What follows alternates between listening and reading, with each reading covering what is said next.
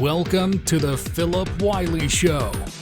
Take a look behind the curtain of professional hacking and hear compelling discussions with guests from diverse backgrounds who share a common curiosity and passion for challenges and their job. And now, here's your host, offensive security professional, educator, mentor, and author, Philip Wiley. Hello and welcome to another episode. Today I'm joined by Michael Taggart. You may have heard of the Taggart Institute, one of his education projects, but we have been connected on social media for a while, and this is really our first time actually communicating. So it was recommended by one of my co-hosts of the DEF CON group that I run in Denton, Texas, had saw that Michael was going to be on a podcast, and Michael didn't say which podcast, but Sheldon asked, "Is it the Philip Wiley Show?" And he said no, and he'd be interested to be on here. So it was awesome to find out that Michael's interested in podcasting and bring him on the show to share about what all the good things he's doing to help educate folks. So welcome to the show, Michael. Thank you so much, Phil. Glad to be here. Glad to finally get to speak to you. It's long overdue. Yeah, it's good to finally meet you. I like people with that mission to help others, and I like the way that you're trying to help educate others, but not trying to break the bank doing so. So I think that's a great mission. Well, yeah, we think so. It's definitely something that has been a philosophy of mine for as long as I can remember, and we're attracting a lot of like-minded folks who are more interested in sharing content than necessarily getting richly rewarded for doing so. Yeah, and the good thing about the content too is even if people are just doing it not for the money, the exposure and the brand, and just doing what you're doing, the experience at it is very helpful. So even if you're not making a lot of money off of it, there's a lot of other rewards that you can reap from doing that. Exactly. So why don't you share with our listeners your background, kind of tell us about yourself, kind of how you got started and what you're doing today? Sure. Well, I got my start in IT, just like so many of us, as an English major. So all of my tech stuff is really self-taught. And I think that there are a lot of autodidacts in the security community, certainly. There was always technology around my house growing up. My dad had a job working for a flight simulator company in the very early days of computerized flight simulators. And so if I wanted to put a computer together to get it to work to play games or something, I really liked Commander Keen. I had to do that. And so I learned kind of from the ground up how those pieces worked and always stayed interested, even though I never did any formal education in it up through college. And then after I graduated as an English major, I realized that while I was glad to be a skilled writer, it wasn't going to pay some bills. So I ended up teaching as sort of a technology educator in a small school outside of Philadelphia. And I fell in love with that. I fell in love with teaching kids using technology. And, at the time, computers in classrooms, they had been in classrooms for years, but the idea of really doing rich curriculum with the internet and the material that was available there, not just sort of sheets handed out by teachers, but having students go out and seek information on the internet, was kind of a new idea. And it was transforming the way that students were learning at the very early stages. And I wanted to be a part of that. So I ended up being a teacher of technology, computer science for a long time. And I ended up being the director of technology for a few independent schools. What that ended up meaning, because independent schools are usually pretty austere environments, it meant that I usually had to do a bunch of different things. I had to wear a lot of different hats in IT, everything from running network cable to designing network architectures, learning how to, segment networks. That's all network stuff. And then, of course, when time came for us to require custom software, I ended up learning Python and PHP to sort of do that side because I was interested in doing it. So as I collected skills going through this journey in K-12 education, I eventually landed on security as something that was both fascinating to me and also something I felt like was something of a blind spot, something that I didn't have a lot of experience with, but I knew that I wanted to protect my students and my faculty correctly.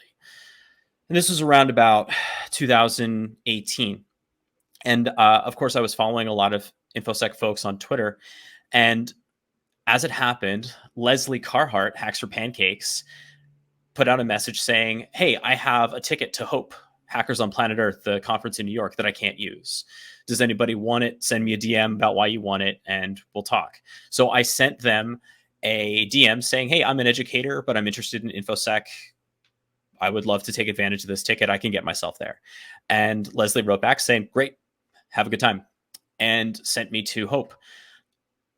And I absolutely caught the bug. I absolutely got it. I loved everything that I was seeing there. I got the vibe. I just completely was transformed by that experience, and decided at that point that I wanted to turn my career toward information security.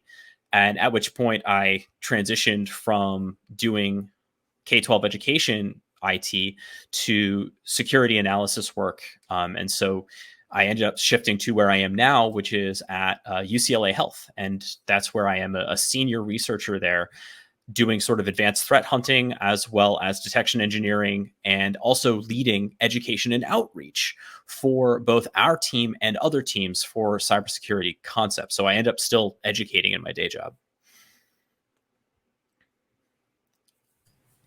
Very cool. So why don't you share about the Taggart Institute? I'm sure people would love to hear about that. That's one of the main reasons I know you from. I've been seeing a lot of things on social media around the Taggart Institute, and I've kind of checked out the website. So if you could kind of share with our listeners about that. Yeah, for sure. I mean, I've never been good at not inventing work for myself. And so when the pandemic started, I got super bored. And it was also going to be one of my first summers not working with students. And I thought, I really want to do something to be able to continue to teach as I move into this new chapter in security. And so I started doing a little bit of streaming on YouTube for Intro to Python, just to get folks interested in that concept.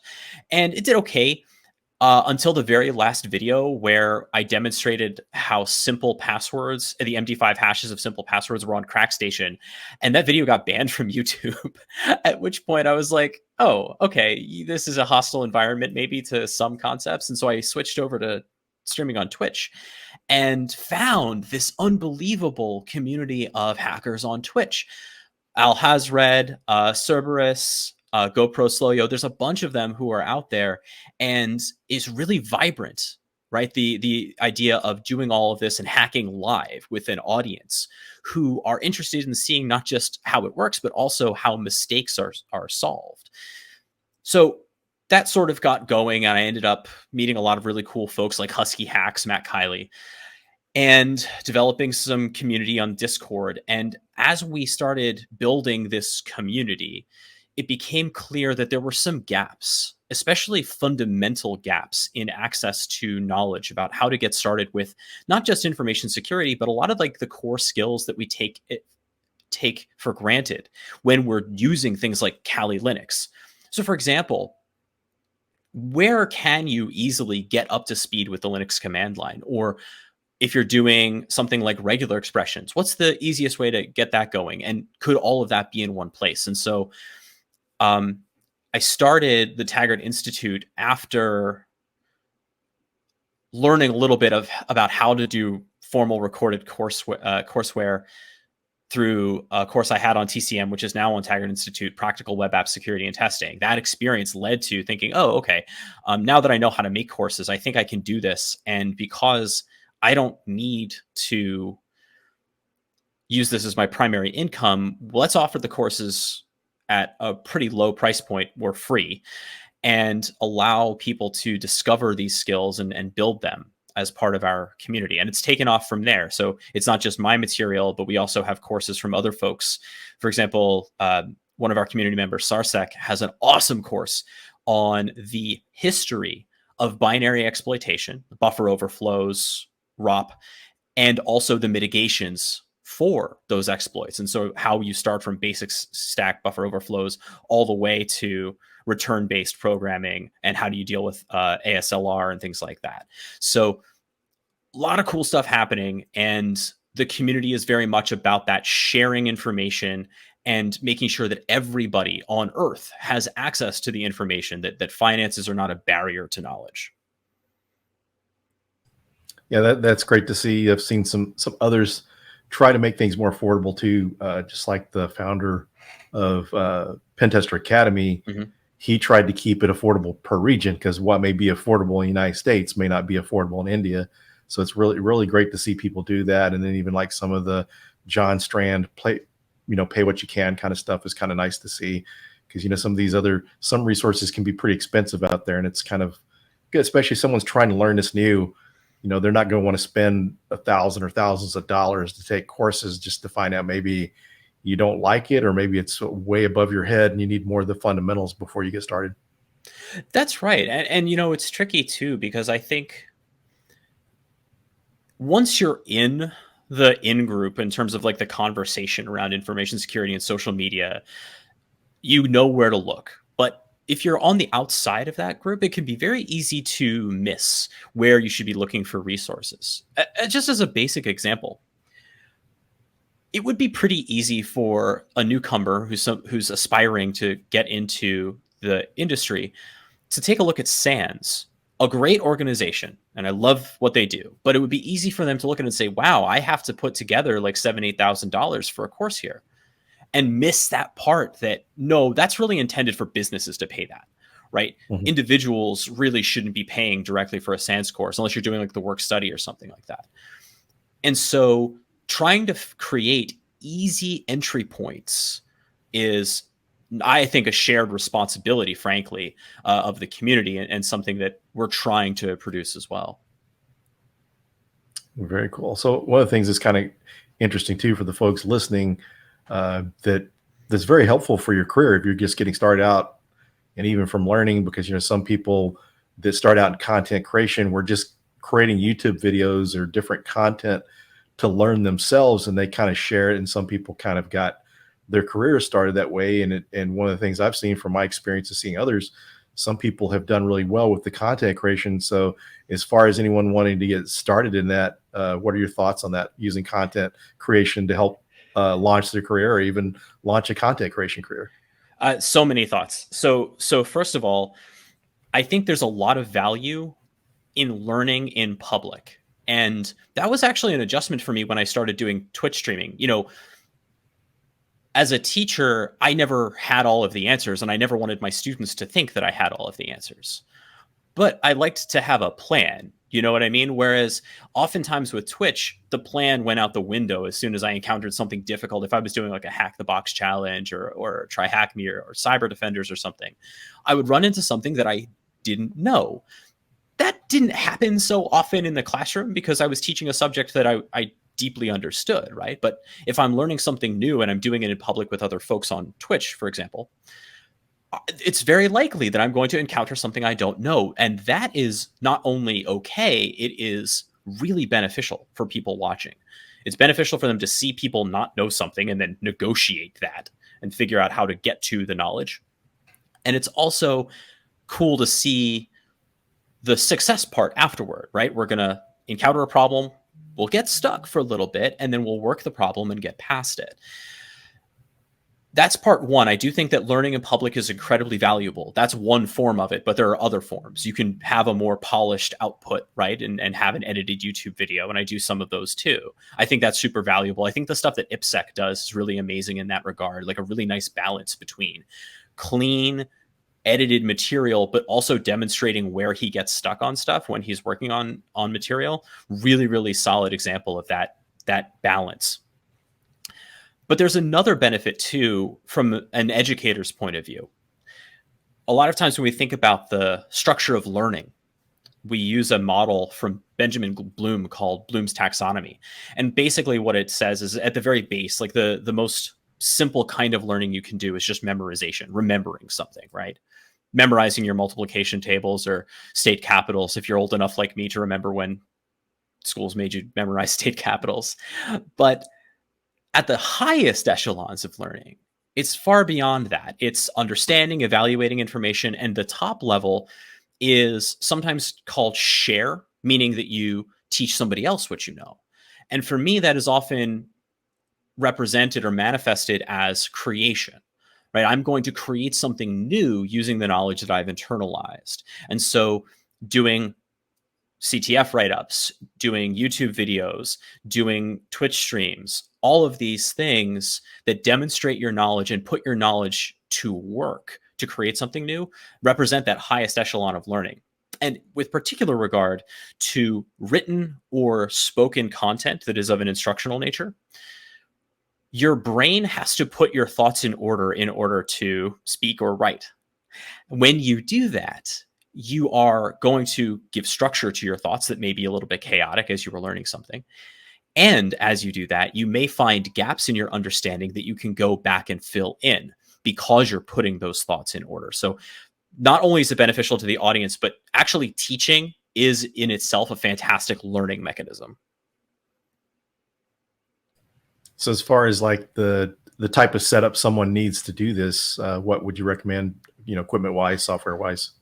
Oh, wow. I mean, it really depends on what you're doing. If you're if you're Chris Nova, you can get away probably with doing this on a Linux system. But I have to say, from my experience, doing audio video on Linux is a proper nightmare, which is disappointing to me because I'm a big Linux dork. I like having Linux as my primary OS, but for streaming and recording, it can't do it at least easily.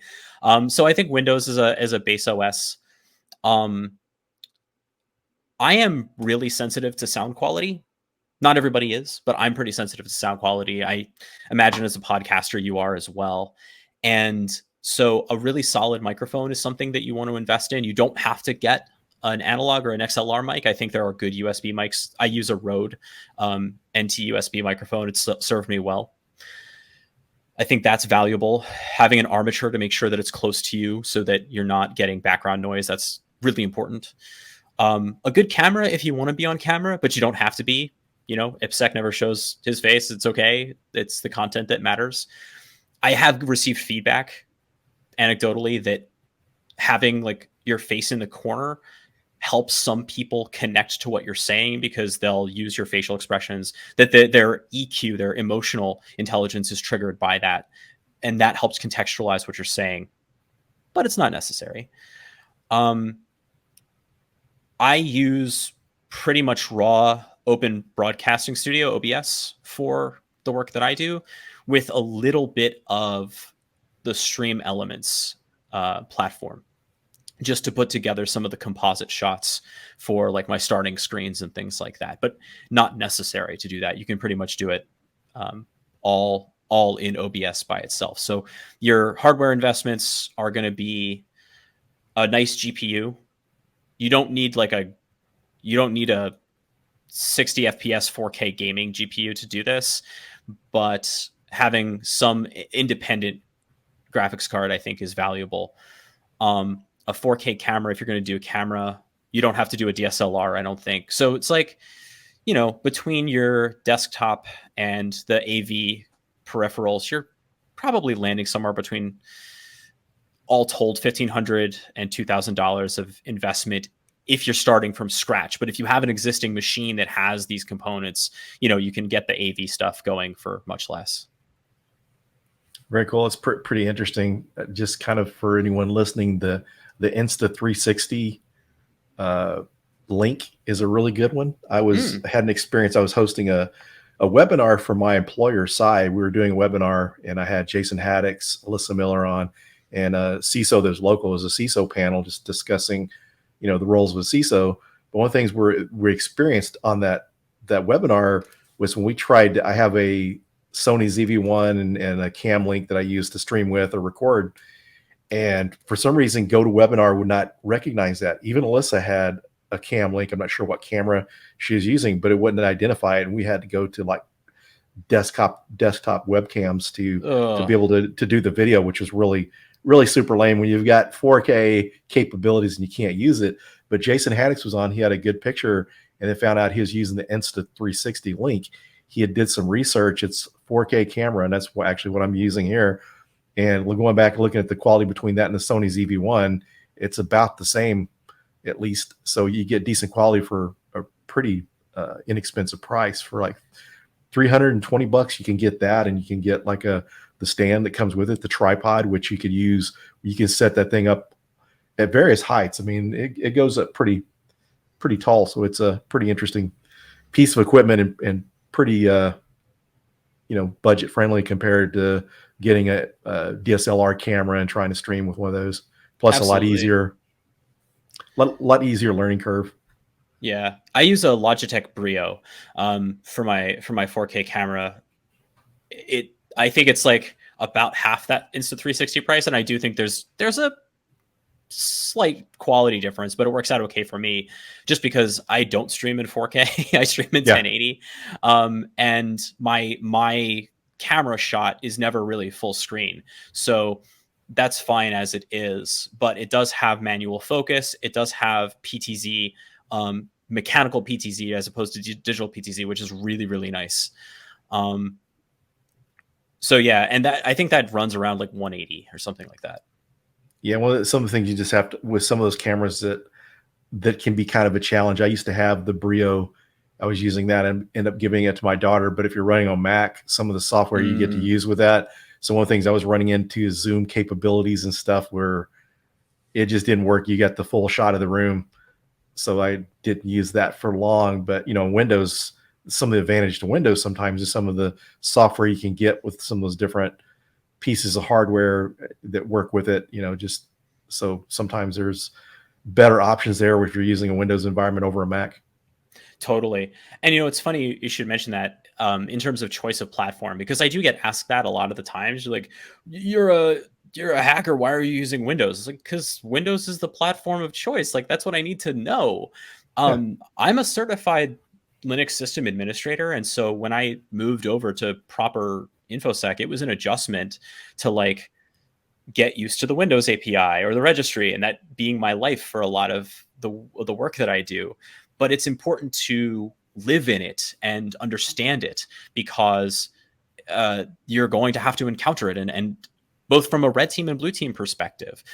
So it's one of the reasons I did force myself to use Windows as a primary platform, although I don't think I could live without Windows subsystem for Linux, to be honest with you. Yeah. Yeah. It's one of the things too that people don't realize sometimes is just having the apps that run well. I mean, what Linux was like my favorite, but one of the things, part of the reason I use Mac is you've got like a Linux, like, you got a bash or Z shell terminal to use. But when it comes to Linux, trying to get some of the applications that work really well, you can use some of the open source tools for office suites and stuff, but they really don't work that great. So I mean, really the biggest thing that's helped in those areas, if you're going to use Linux, is the fact that you can use Google Suite or you can use Office 365 online, and you don't have to be able to install those applications. Before, you're really limited on what you could do. When you had like LibreOffice and OpenOffice and all that, it just never really worked well, because like in my pen testing career doing pen tests, a lot of these templates we had macros and stuff, and where you're trying to import data into that pen test report, you just had to use Office. So sometimes just the limitations of the tools on Linux really steer you either towards Mac or Windows. And good points that you brought up about the blue team or red team side. Most of the targets you're going to be trying to hack into are going to be Windows, and if you don't understand that operating system, that it's going to make your job a lot more difficult. I was just having a conversation with somebody on my team today. They were, I think, trying to get me to go off on a rant about something. They were like, well, I think that PowerShell is better than Bash. And I was like, they're both really good. They're good at different things. PowerShell is really effective for managing structured data. And there are a lot of things that I do in PowerShell that I can't or wouldn't do in the Unix command line. But there are things that also I will definitely just jump over to WSL because I have grep, basically. or Vim. Although I went through the trouble of installing Vim on Windows. We have a course on Intro to Vim actually in the Institute. Oh, cool. Actually, Vim was where I started out, but then over the years it was just easier, I ended up going the nano route. But but that's all I used good. It. Yeah. One of the things that we talk a lot about in the Institute, because a lot of times we'll have new students who are very anxious about using the best tool for something. And they'll say, what is the best tool? And we have to kind of say, like, you're kind of sabotaging yourself with asking for a best. What you're asking for is for everyone who's answering to debate amongst themselves about what's best. And you're not going to get an answer because you're not going to be able to decide who's right. Instead, ask for some options and try some. It's much more valuable for somebody who's just starting and learning tools to pick a thing, get really comfortable with it, and use it until you're not comfortable with it, or until it fails some test for you where it can't perform something.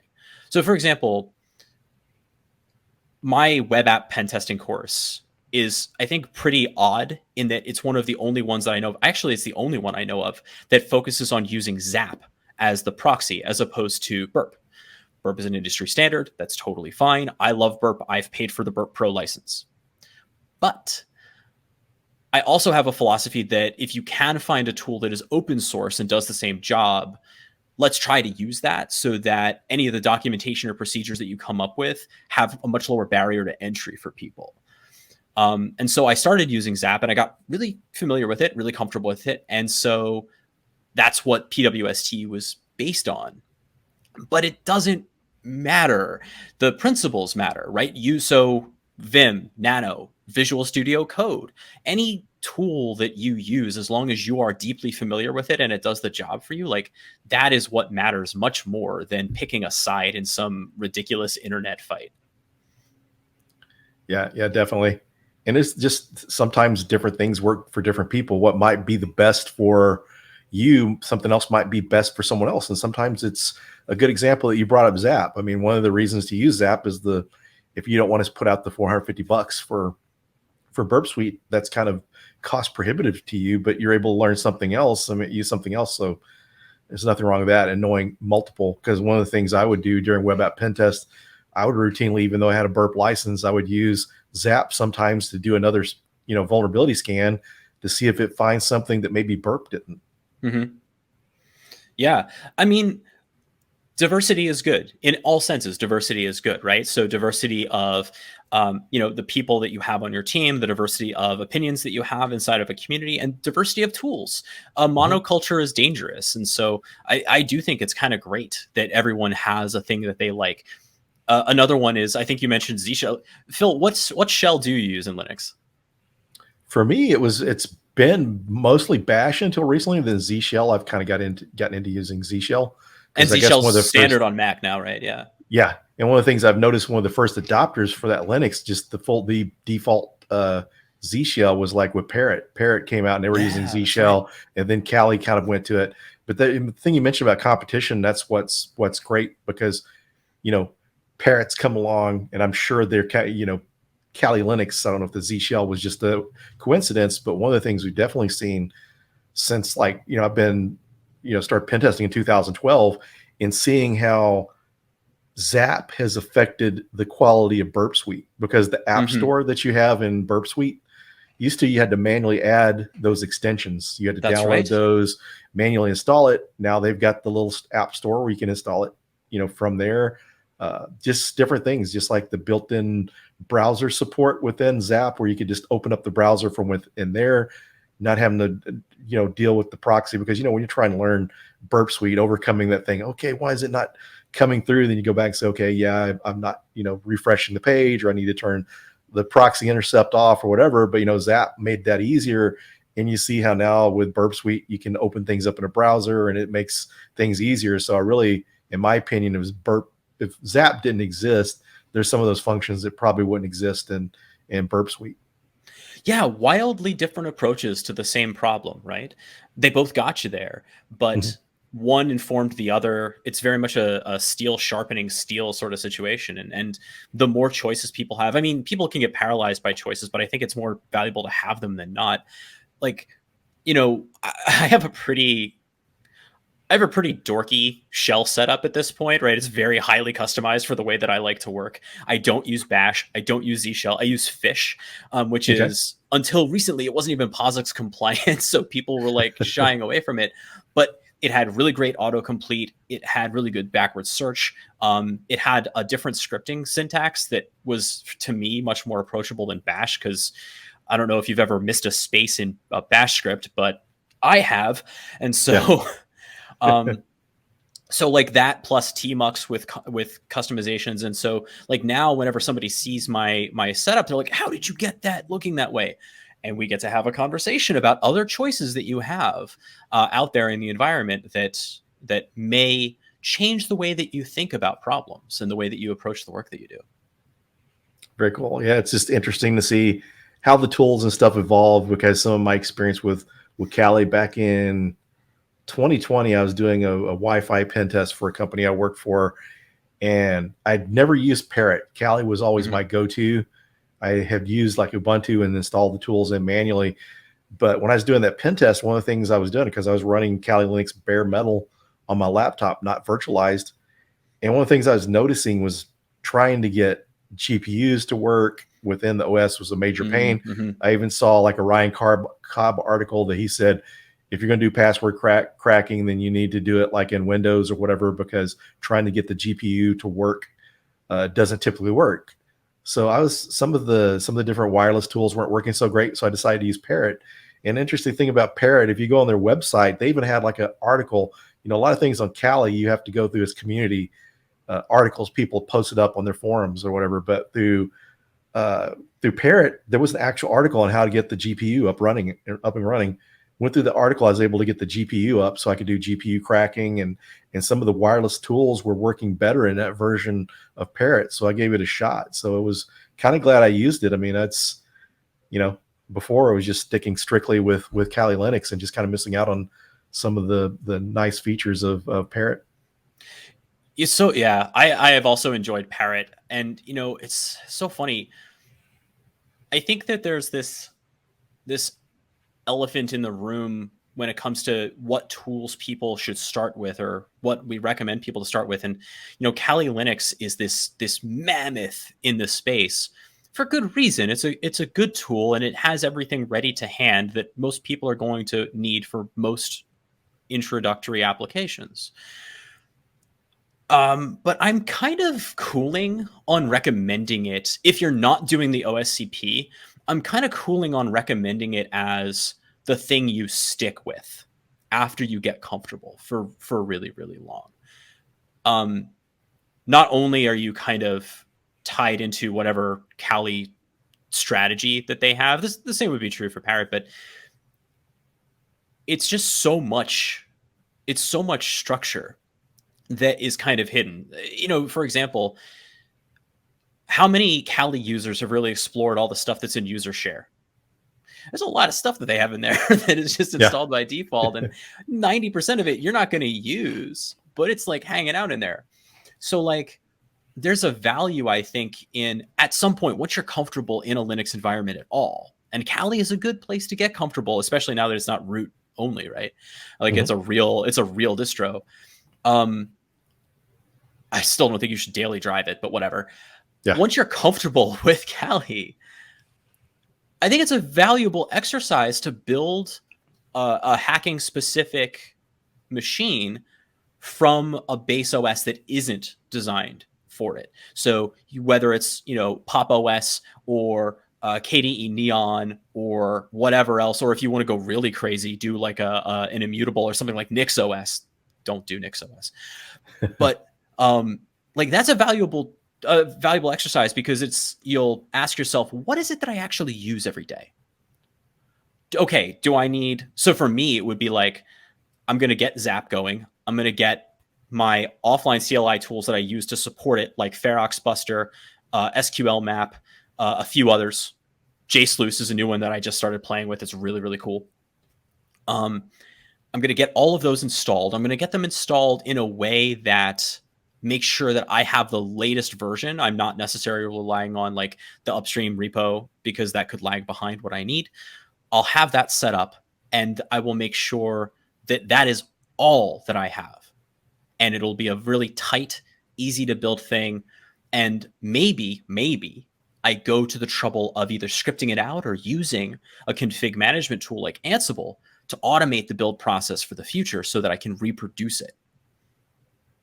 Very good points there. One of the things too that I like, especially when it comes to web app pen testing, and then even as far as Windows, you're testing a Windows environment. Windows is ideal to use because the system administrative tools that are in there that you can actually use, like an Active Directory environment and stuff. Oh, yeah. But even from like a web app pen testing perspective, if I'm running a Mac for my pen testing system, then I'm running Zap and Burp Suite in the host or the actual OS, like in Mac or Windows.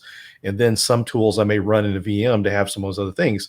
It's like some of the basics, like maybe SQL Map or Nmap and some of those tools I have installed in that system. But for like extended tools, I use like a Kali or Parrot OS VM. But one of the things that's interesting to see people do too, as well, is I've seen a lot of consultants that, you're talking about using Ansible to streamline installation, but even some people having their gold copy of the OS that they got all the tools set up that they want. And then every time they do a pen test, they take that, copy the image and use it. And after they get all the data from the pen test, because you want to be careful with customer data, they just delete that VM to get rid of the customer data whenever they're through, to make sure there's no kind of data contamination between pen tests. Because that's one thing you don't want to do, is sit there and put someone else's client's data in a pen test report that you're giving to another customer. That's so important. I'm glad you brought that kind of thinking up. One of the courses that we have in the Taggart Institute is a course from my friend Matt Kiley, also known as Husky Hacks, who's finally back from his 3-month journey in the Appalachian Trail. Husky put together a course on responsible red teaming to talk about some of these ethical considerations when you're doing a pen test or a red team engagement. And one of those things is operational security and responsibility for customer data. So yeah, making sure that whatever you have is sort of a pack in, pack out, where you don't have customer data going one place or another. Really, really important points. And we talk a lot about that in our community, even to the point of like, one question I get all the time is, what note-taking tool should I use for my notes? I mean, there's 1,000 of them, but which one is right? There is no right. There are a couple of wrong, though. Even though Husky and I wrote a C2 that uses Notion's API to do its command and control stuff, we don't use Notion for red team notes. And the reason being is that all of the stuff that you put on Notion is on Notion's S3 bucket. Right? You don't own that. So, and it's not encrypted. So you don't have full control over the data at that point. And if you exfiltrate something to there, now it's out of pocket. So there are other tools that you could use if you were concerned about cloud syncing. You could use something like Joplin, which has end-to-end encryption. You could use Obsidian, which also has end-to-end encryption in its sync feature. Or you could use something a little bit more weird, like just a set of markdown files or text files somewhere, and use a tool like SyncThing to send it point to point between different hosts without having a service intermediary. Those are sorts of definite considerations when you're starting out. If you want to think about, how am I going to take notes, or how am I going to maintain documentation, but also how do I do it with OPSEC in mind?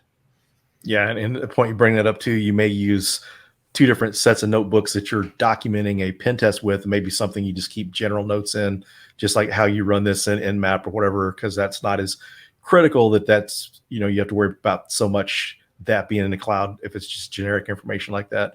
But then also too, if you have those separate, less chance of accidentally cross-contaminating data there with a pen test with, just your general notes as well.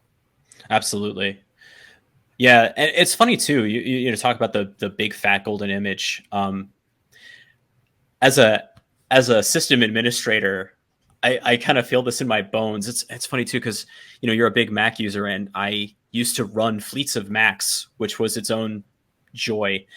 And they kind of killed it as I was getting out of it. So when APFS came out, you no longer were able to do those big fat images of machines. It used to be the case that you would use a tool like Deploy Studio or another one to like create big multi-gig images of full operating systems with all the apps that you want installed and just push that to any machine. But then APFS kind of ended that. So you needed to do a light golden and then do post provisioning to install any of the apps that you want after it with a tool like Jamf or Monkey or something like that. And sort of the same thing, right? If you want to build sort of like a default template for the way that you do your pen testing or your security work, digital forensics does this too, right? Because that's very tool heavy. Yeah, you can make a multi-gigabyte image that starts with everything that you need. It'll be slow to build and it'll be slow to deploy, but it'll have everything in one shot. The other option is to have a light template and then use something like Ansible or Puppet or Salt that will apply templates to put your machine into a desired state. So, and that's kind of the way that I've been going with it for a lot of what I do, is I'll have a very light setup, with even Kali or just an Ubuntu machine. And then usually I'll install Docker on it as the first move. And then after that, use Ansible playbooks to push all of the state that I want to it, to say, okay, we're going to get this service going, we're going to get this service going, get this service going, and kind of stack up the stuff that I want so that it has everything I need reproducibly, but that initial deploy is very, very fast. Very cool. Yeah. So we're getting down towards the end of the episode. Is there anything you'd like to share before we close it out? Yeah. So I would encourage folks to check out the Taggart Institute if you are one of these folks, if you are just getting into information security or just getting into IT in general, because we focus on security, but we do so by focusing on the fundamentals that all IT careers are going to need. Things like regular expressions, the Linux command line, even talking about responsible red teaming. We do have the web app pen testing course as well.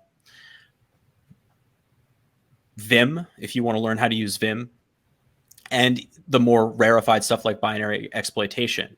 But that's really kind of, the courses are important, but more importantly is that our community has established this really important norm of welcoming and inclusivity.